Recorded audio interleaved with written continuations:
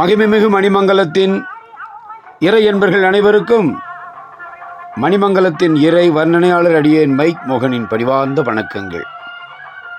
உங்கள் பாதகமலங்களில் சமர்ப்பணம். ஆடி மாதம் என்றாலே அம்பாளின் அருள்மிகுந்த சக்தி மாதம். இந்த சக்தி மாதத்தில் நமது அருள்மிகு ஸ்ரீ தேவி கருமாரியம்மன் ஆலயத்தின் முதல் வார திருவிழா. ஆடி மாதத்தில் எதிலும் முதலாவதாக நமக்கு சக்தியினை வழங்கும் தேவியாக விளங்கும் அருள்மிகு கருமாரி அம்மன். இந்த கருமாரி அம்மனாகப்பட்டவள் அநாதி காலந்தொட்டு இந்த உலகையெல்லாம் ரட்சித்து வருகின்றாள். அவள் திருவிழா கோலம் பூண்டிருக்கும் இந்த ஆலயத்தின் சிறப்பை இப்பொழுது நாம் புஷ்பாலங்காரத்தை தரிசிக்கின்றோம். ஆம், அவளும் தரிசனம் செய்யும் இந்த அழகு அலங்காரமும் தரிசனம் செய்யும் விதமாக அமைந்திருக்கிறது.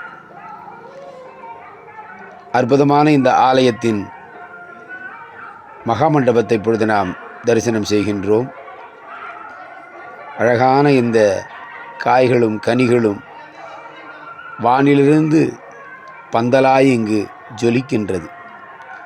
எத்துணை வகையான கனி வகைகள், காய் வகைகள் அத்துணையும் இங்கு பசுமையாக இப்பொழுது அலங்கரிக்கப்பட்டு வெகு பிரசித்தமாக காட்சியளிக்கிறது.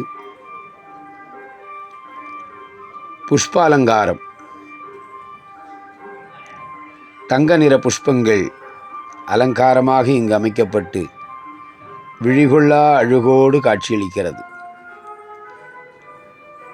கருவறையின் இருபுறமும் துவாரபாலகர் இங்கு அவர்களுடைய திருப்பணியை நிகழ்த்தி கொண்டிருக்கின்றார்கள். ஸ்ரீஜயா, ஸ்ரீ விஜயா என்று அழைக்கப்படும் துவாரபாலகர்களின் திருவுருவத்தை காண்கிறோம்.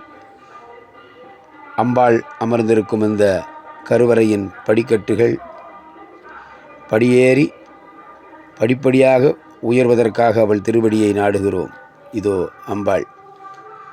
அவள் கருணை பொங்கும் விழிகளில் ஜுவாலா திருமுகத்துடன் கூடிய அவள் திருமுகத்தில் இப்பொழுது நாம் தரிசனம் செய்கிறோம். ஆம், மூலவராக அம்பாள் இங்கு அமர்ந்த கோலத்திலே வலது திருப்பாதம் பீடத்தில் தாங்க, இடது திருப்பாதம் மடியினில் தாங்க, மரகத வண்ணம் வஸ்திரம் சாத்தி இருக்கின்றாள். ஜுவாலா திருமுகத்தோடு அம்பாள்.